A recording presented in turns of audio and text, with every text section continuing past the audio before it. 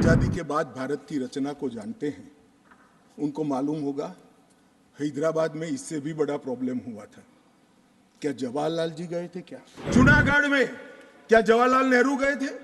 हैदराबाद में जवाहरलाल नेहरू गए थे? लक्षद्वीप में जवाहरलाल नेहरू गए थे? जोधपुर में जवाहरलाल नेहरू गए थे? जवाहरलाल नेहरू एक ही जगह काम देखते थे, जम्मू कश्मीर में, जिसको आधा छोड़कर आ गए। हमारा विलय इसलिए लेट हुआ कि महाराजा पर किसी एक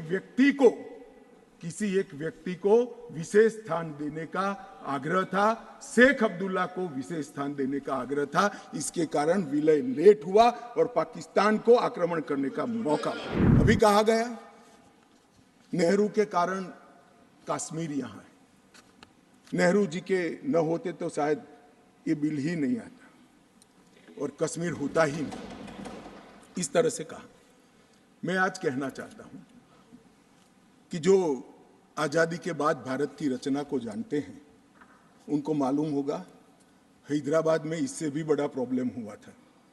क्या जवाहरलाल जी गए थे? क्या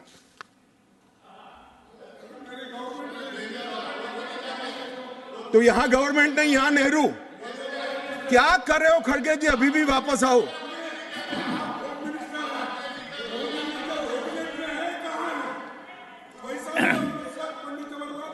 एक मिनट रिकॉर्ड पर है। कश्मीर में दिग्विजय जी ने सरदार पटेल का नाम नहीं लिया। एक नाम दिया शेख अब्दुल्ला का, दूसरा नाम दिया जवाहरलाल नेहरू का। तो वो होम मिनिस्टर थे, क्यों नहीं दिया भाई? अब सुनिए दिग्विजय जी, अब सुनिए, सुनना पड़ेगा, ऐसे नहीं चलेगा। हमने सुना है, धैर्य से सुना है।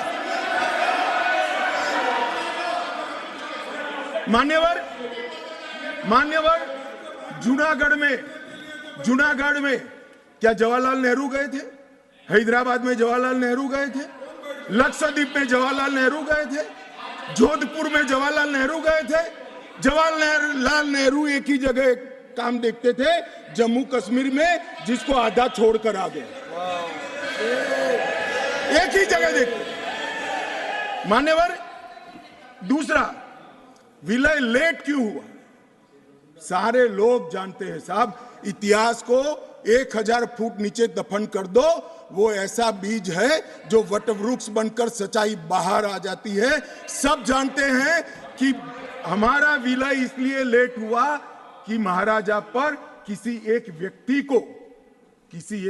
को विशेष स्थान देने का आग्रह था, शेख अब्दुल्ला को विशेष स्थान देने का आग्रह था। इसके कारण विलय लेट हुआ और पाकिस्तान को आक्रमण करने का मौका।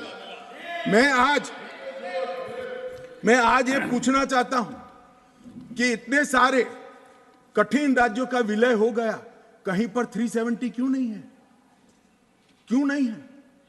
ना जोधपुर में है, ना जूनागढ़ में है, ना हैदराबाद में है, ना लक्षद्वीप में है। क्यों 370 नहीं है? कि संवेदनशील हृदय के कारण 370 है। संवेदनशील हृदय। मान्यवर, कंडीशन किसने रखी? किसने स्वीकार की? इतिहास जवाब मांगता है, देश की जनता जवाब मांगती है। जवाब देना पड़ेगा, भाग नहीं सकते इतिहास से कोई। मान्यवर, सेना भेजने में देरी क्यों हुई? और ये कहते हैं कि इसके बाद भी देरी हुई है। मैं साहब एक रेफरेंस सैम मानेकशॉ का देना चाहता हूं। फील्ड मार्शल सैम मानेकशॉ तब डायरेक्टर ऑफ मिलिट्री ऑपरेशंस थे। उन्होंने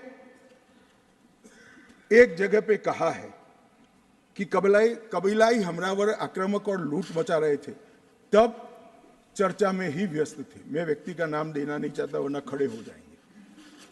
तब एक मीटिंग में सैम मानेकशॉ मौजूद थे।